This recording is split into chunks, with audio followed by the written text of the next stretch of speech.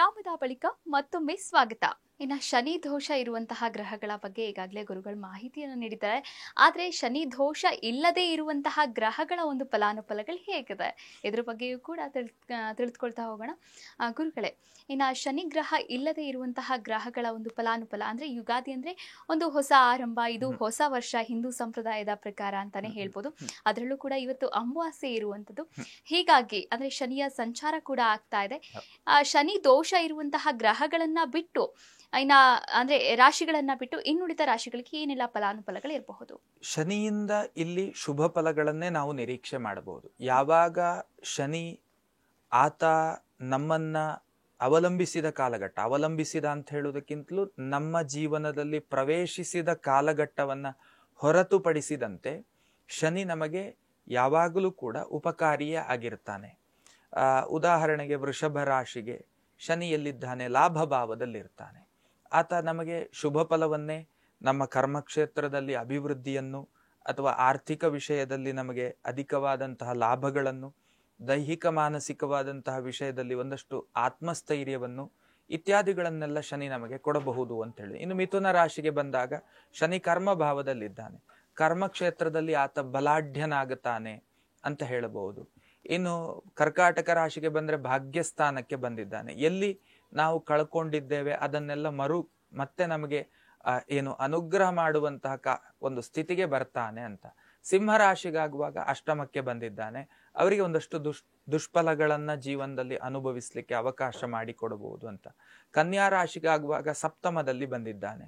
ಅದೊಂದು ರೀತಿಯಲ್ಲಿ ದಾಂಪತ್ಯದಲ್ಲಿ ಒಂದಷ್ಟು ಸಮಾಧಾನಕರವಾದಂತಹ ಜೀವನವನ್ನು ಆತ ಕೊಡಬಹುದು ಅಂತ ಹೇಳ್ಬೋದು. ಇನ್ನು ತುಲಾ ರಾಶಿಗಾಗುವಾಗ ಷಡ್ಭಾವಕ್ಕೆ ಸ್ವಲ್ಪ ನಮ್ಮ ಬದುಕಿನಲ್ಲಿ ನಮಗೆ ಶತ್ರುತ್ವ ಭಾವಗಳು ಎಲ್ಲೆಲ್ಲಿ ಇರ್ತದೆ ಅದನ್ನೆಲ್ಲ, ಆ ಶತ್ರು ಸಂಬಂಧಗಳನ್ನೆಲ್ಲ ನಾಶ ಮಾಡಬಹುದು ಅಂತ ಹೇಳ್ಬೋದು.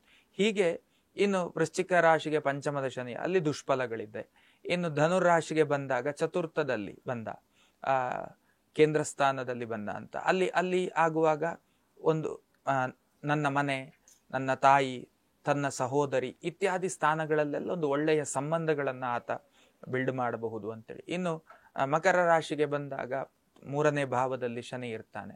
ಅವನು ಏನ್ ಮಾಡ್ಬೋದು? ಸಹೋದರ ಸಂಬಂಧಗಳನ್ನೆಲ್ಲ ಮತ್ತೆ ನಮ್ಮ ಬಲವನ್ನ ವೃದ್ಧಿ ಮಾಡ್ತಾನೆ, ಆತ್ಮಬಲವನ್ನ ವೃದ್ಧಿ ಮಾಡ್ತಾನೆ, ದೈಹಿಕ ಬಲವನ್ನ ವೃದ್ಧಿ ಮಾಡ್ತಾನೆ, ಮಾನಸಿಕವಾದಂತಹ ಬಲವನ್ನ ವೃದ್ಧಿ ಮಾಡ್ತಾನೆ ಅಂತ. ಇನ್ನು ಕುಂಭರಾಶಿಗೆ ಬಂದಾಗ ದ್ವಿತೀಯ ಭಾವದಲ್ಲಿ ಶನಿ ಬರುತ್ತೆ. ಸಂಪತ್ತು ಮತ್ತೆ ಕುಟುಂಬ, ಕೌಟುಂಬಿಕವಾದಂತಹ ಜೀವನದಲ್ಲಿ ಒಂದು ಭದ್ರತೆ ಸಿಗಬಹುದು.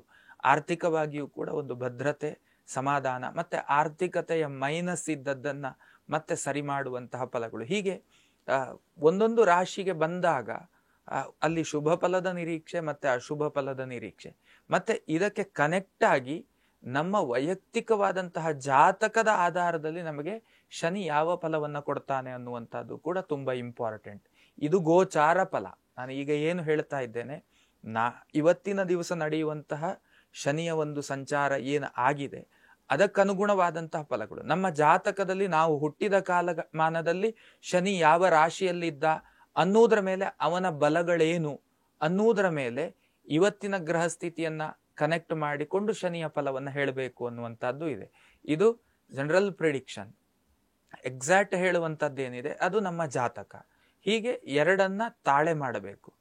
ಏಕಮುಖವಾಗಿ ಸಂಚಾರ ಮಾಡಬಹುದಾದಂತಹ ಶಾಸ್ತ್ರ ಜ್ಯೋತಿಷ್ ಶಾಸ್ತ್ರ ಅಲ್ಲ. ಅದಕ್ಕೆ ಬಹಳಷ್ಟು ಆಯಾಮಗಳಲ್ಲಿ ಗಣಿತಗಳನ್ನ ಮಾಡಿಕೊಂಡು, ಗ್ರಹಗಳ ಒಂದು ಬಲಾಬಲಗಳನ್ನ ಗಮನಿಸಿಕೊಂಡು, ಒಂದು ರಾಶಿಯಲ್ಲಿ ಇದ್ದ ತಕ್ಷಣ ಆ ರಾಶಿಗೆ ಇದೇ ಫಲ ಅಂತ ಹೇಳಲಿಕ್ಕೆ ಬರುವುದಿಲ್ಲ. ಆ ರಾಶಿಯಲ್ಲಿ ಅವನ ಅಂಶಕಗಳು, ಅವನು ಯಾವ ಬಿಂದುಗಳಲ್ಲಿ ಆತ ಈ ಉಪಸ್ಥಿತನಾಗಿರ್ತಾನೆ, ಅದಕ್ಕೆ ಅನುಗುಣವಾದಂತಹ ಫಲಗಳು ಅಂತ ಹೇಳುವಂಥದ್ದು. ಹೀಗೆ ಬಹಳ ಆಯಾಮಗಳಲ್ಲಿ ಗಣಿತಾದಿಗಳನ್ನ ಮಾಡಿಕೊಂಡು ಒಂದು ಉತ್ತರಕ್ಕೆ, ಒಂದು ನಿರ್ಣಯಕ್ಕೆ ಬರಬಹುದಾದಂಥ ಯಾವುದಾದ್ರೂ ಒಂದು ಶಾಸ್ತ್ರ ಇದ್ದರೆ ಅದು ಜ್ಯೋತಿಷ್ ಶಾಸ್ತ್ರ.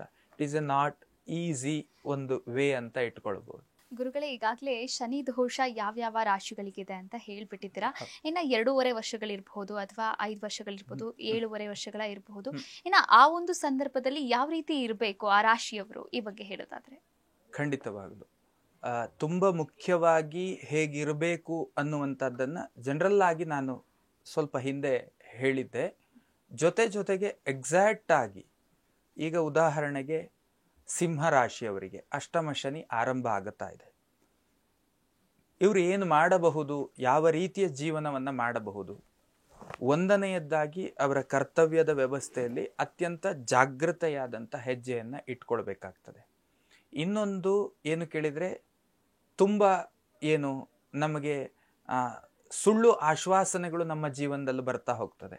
ಅಂತಹ ಸಂದರ್ಭಗಳನ್ನು ಅದನ್ನು ಸ್ವಲ್ಪ ಫಿಲ್ಟರ್ ಮಾಡಿ ಅರ್ಥ ಮಾಡಿಕೊಂಡು ಅದನ್ನು ಎಕ್ಸೆಪ್ಟ್ ಮಾಡಬೇಕಾ ರಿಜೆಕ್ಟ್ ಮಾಡಬೇಕಾ ಹೇಳುವಂಥ ಒಂದು ಮಾನಸಿಕತೆ ಇರಬೇಕು. ಏನು ಅಂತಂದರೆ, ನಾನು ಇರುವ ಸ್ಥಿತಿಗಿಂತ ಒಳ್ಳೆಯದಾದದ್ದೇ ನಮ್ಮ ಮುಂದೆ ಕಾಣ್ತಾ ಇರ್ತದೆ, ಬಟ್ ಅದು ನಮ್ಮ ಬದುಕಿಗೆ ಅನುಭವಿಸ್ಲಿಕ್ಕೆ ಸಿಗ್ತದೆ ಅನ್ನೋದು ಅದರ ಅರ್ಥ ಅಲ್ಲ. ಇಲ್ಲಿಯೂ ಇಲ್ಲ ಅಲ್ಲಿಯೂ ಇಲ್ಲ ಅಂತ ಹೇಳುವಂತಹ ಪರಿಸ್ಥಿತಿಗಳು ಕೂಡ ನಿರ್ಮಾಣ ಆಗಬಹುದು. ಇವರು ಮಾಡಬಹುದಾದದ್ದು ಏನು ಕೇಳಿದರೆ, ಮುಖ್ಯವಾಗಿ ಪ್ರತಿ ಶನಿವಾರದ ದಿವಸ ಆಂಜನೇಯ ದೇವರ ಸನ್ನಿಧಾನಕ್ಕೆ ಹೋಗುವಂಥದ್ದು, ಅಲ್ಲಿ ಪ್ರದಕ್ಷಿಣೆ ನಮಸ್ಕಾರಾದಿಗಳನ್ನು ಮಾಡುವಂಥದ್ದು, ಅಥವಾ ಸೋಮವಾರದ ದಿವಸ ಶಿವಾಲಯಕ್ಕೆ ಹೋಗುವಂಥದ್ದು, ಅಲ್ಲಿ ಭಸ್ಮಾರ್ಚನೆ, ಬಿಲ್ವಾರ್ಚನೆ ಅಥವಾ ರುದ್ರಾಭಿಷೇಕ ಇತ್ಯಾದಿಗಳನ್ನು ನಡೆಸುವಂಥದ್ದು. ಇದನ್ನು ಇವರ ರೊಟೀನ್ ಲೈಫಲ್ಲಿ ಸೇರಿಸಿಕೊಳ್ಳುವಂಥದ್ದು ತುಂಬ ಅವಶ್ಯಕತೆ. ಅದರಿಂದ ಅವರಿಗೆ ಸಮಾಧಾನ ಹೇಳುವಂಥದ್ದು ಖಂಡಿತ ಸಿಗ್ತದೆ. ಅಂತಂದರೆ, ನಮಗೆ ಗೊತ್ತಿಲ್ಲದಂತೆ ನಾವು ಎಡುವಂತಹ ಸಂದರ್ಭಗಳಿದ್ದರೆ ಅದರಿಂದೆಲ್ಲ ಭಗವಂತ ಎಸ್ಕೇಪ್ ಮಾಡ್ತಾನೆ ಅಂತ ಹೇಳುವಂಥದ್ದು ಉತ್ತರ. ಇನ್ನೊಂದು ವೃಶ್ಚಿಕ ರಾಶಿ, ಇವರಿಗೆ ಪಂಚಮದ ಶನಿ. ಇವರು ಕೂಡ ಹಾಗೆ ಸಾಮಾಜಿಕವಾದಂತಹ ಬದುಕಿನಲ್ಲಿ ಇರುವಂಥವರೆಲ್ಲ ಅತ್ಯಂತ ಜಾಗ್ರತೆಯಿಂದ ಇರಬೇಕು. ಸಾಮಾಜಿಕವಾದಂತಹ ಬದುಕು ಅಂತಂದರೆ, ಉದಾಹರಣೆಗೆ ರಾಜಕಾರಣದ ಕ್ಷೇತ್ರ ಅಂತ ಇಟ್ಕೊಳ್ಳಿ, ಪಬ್ಲಿಕ್ ಲೈಫ್, ಅಥವಾ ನಾವು ಒಂದು ಕಲೆಯ ರಂಗದಲ್ಲಿ ಇದ್ದೇವೆ ಅಂತ ಇಟ್ಕೊಳ್ಳಿ, ನಮಗೆ ಸಮಾಜದ ಜೊತೆಗಿನ ನಿತ್ಯ ಸಂಪರ್ಕ, ಇಂಥವರ ಮೇಲೆ ಆರೋಪಗಳೆಲ್ಲ ಬರುವಂತಹ ಸಂದರ್ಭಗಳು ಜಾಸ್ತಿ. ಏನು ಯಾವುದೋ ಒಂದು ರೀತಿಯಲ್ಲಿ ಬ್ಲೇಮ್ ಮಾಡುವಂತಹ ವ್ಯವಸ್ಥೆ ಹೇಳುವಂಥದ್ದು ಸದಾ ಕಾಲ ಇವರ ಅನುಭವಕ್ಕೆ ಬರ್ತಾ ಇರ್ತದೆ. ಅಂತಹ ಆರೋಪಗಳಿಂದ ದೂರ ಇರುವಂತಹ ಪ್ರಯತ್ನ, ಅದಕ್ಕೆ ಜಾಸ್ತಿ ಮಾನಸಿಕತೆಯಲ್ಲಿ ಕಾನ್ಷಿಯಸ್ ಆಗಿರಬೇಕಾದಂಥ ಅವಶ್ಯಕತೆ ಇರ್ತದೆ. ಇವರುಗಳು ಕೂಡ ಹಾಗೆ ವಿಷ್ಣುವನ್ನ ಅತಿಯಾಗಿ ಆರಾಧನೆ ಮಾಡುವಂಥದ್ದು, ಪ್ರತಿ ಬುಧವಾರದ ದಿವಸ ವಿಷ್ಣುವಿನ ದೇವಾಲಯಕ್ಕೆ ಹೋಗುವಂಥದ್ದು, ಅಲಂಕಾರ ವಸ್ತುಗಳನ್ನು ವಿಷ್ಣುವಿಗೆ ಅರ್ಪಣೆ ಮಾಡುವಂಥದ್ದು, ಇದನ್ನು ಮಾಡುವಂಥದ್ದು ಸೂಕ್ತ. ಇನ್ನು 3 ತಿಂಗಳಿಗೊಮ್ಮೆ ಆದರೂ ಕೂಡ ಶಿವಾಲಯದಲ್ಲಿ ಶಿವದೇವರಿಗೆ ರುದ್ರಾಭಿಷೇಕಾದಿಗಳನ್ನು ಕೊಡುವಂಥದ್ದು, ಇಂತಹ ಕೆಲಸವನ್ನು ಇವರು ಮಾಡುವಂಥದ್ದು ಬಹಳ ಔಚಿತ್ಯ ಅಂತ. ಇನ್ನು ಕುಂಭರಾಶಿಯವರು ಸಾಮಾನ್ಯವಾಗಿ ಅವರಿಗೆ ಬಿಡುಗಡೆಯ ಕಾಲಮಾನ ಅಂತ ಇಟ್ಕೊಳ್ಬೋದು. ಇನ್ನು 2.5 ವರ್ಷಗಳ ಕಾಲ ಅವರ ಜೊತೆಗೆ ಶನಿ ಇರ್ತಾನೆ. ಹಾಗಾಗಿ ಬಿಡುಗಡೆಯ ಕಾಲಮಾನ, ಶನಿಯ ಅನುಗ್ರಹ ಜಾಸ್ತಿ ಸಿಕ್ಕರೆ ಒಂದು ಒಳ್ಳೆಯ ಬದಲಾವಣೆಗಳಿಗೆ ಇದು ಕಾಲವಾಗಿರ್ತದೆ, ಒಂದು ಧನಾತ್ಮಕ ಬದಲಾವಣೆಗಳಿಗೆ. ಹಾಗಾಗಿ ಇವರುಗಳು ಕೂಡ ಹಾಗೆ ಶನಿವಾರದ ದಿವಸ ಆಂಜನೇಯನನ್ನು ನೋಡುವಂಥದ್ದು, ಜೊತೆಯಲ್ಲಿ ಈ 2.5 ವರ್ಷಗಳ ಮಧ್ಯದಲ್ಲಿ ಒಮ್ಮೆಯಾದರೂ ಕೂಡ ಶನಿದೇವರಿಗೆ ಅಗ್ನಿಯಲ್ಲಿ ಆರಾಧನೆ ಮಾಡುವಂಥದ್ದು, ಅಂತಂದರೆ ಶಾಂತಿ ವಿಧಿಗಳನ್ನು ನಡೆಸಿಕೊಳ್ಳುವಂಥದ್ದು, ಇದೆಲ್ಲವುದು ಕೂಡ ಇವರು ಮಾಡಿಕೊಂಡು ಬರುವಂಥದ್ದು ಬಹಳ ಸೂಕ್ತ. ಇನ್ನು ಮೀನ ರಾಶಿಯವರು ಜನ್ಮ ಶನಿಯಲ್ಲಿ ಇರ್ತಾರೆ. ಅವರಿಗೆ ಸಹಜವಾಗಿಯೇ ಅವರು ಒಂದು ರೀತಿಯಲ್ಲಿ ದೈಹಿಕವಾದಂತಹ ಬಳಲುವಿಕೆಯಂತಹ ಏನು ಬಾಧೆಗಳನ್ನು ಪಡ್ತಾ ಇರಬಹುದು. ಅಂದರೆ ಎಲುಬು ನರಗಳಿಗೆ ಸಂಬಂಧಪಟ್ಟ ಹಾಗೆ ಸೊಂಟದಿಂದ ಕೆಳಭಾಗದಲ್ಲಿ ನೋವುಗಳ ಕಾಣಿಸಿಕೊಳ್ಳುವಂಥದ್ದು, ವಾಹನಾದಿಗಳಿಂದ ಬೀಳುವಂಥದ್ದು, ಆಕ್ಸಿಡೆಂಟ್ಗಳನ್ನು ಮಾಡಿಕೊಳ್ಳುವಂಥದ್ದು, ಇದರಿಂದಾಗಿ ಎಲುಬು ನರಗಳ ಮೇಲೆ ಎಫೆಕ್ಟ್ ಆಗುವಂತಹ ಸಂದರ್ಭಗಳು. ಸೊ ಇವರು ಮಾಡಬಹುದಾದದ್ದೇನು ಕೇಳಿದರೆ, ಸೋಮವಾರದ ದಿವಸ ಶಿವನ ಆರಾಧನೆ, ಶಿವನ ಸನ್ನಿಧಾನಕ್ಕೆ ಹೋಗುವಂಥದ್ದು, ರುದ್ರಾಭಿಷೇಕಾದಿ ಸೇವೆಗಳನ್ನು ಒಂದು ತಿಂಗಳಿಗೊಮ್ಮೆಯೋ 3 ತಿಂಗಳಿಗೊಮ್ಮೆಯೋ ನಡೆಸುವಂಥದ್ದು, ಇದರಿಂದ ಒಂದಷ್ಟು ಸಮಾಧಾನ.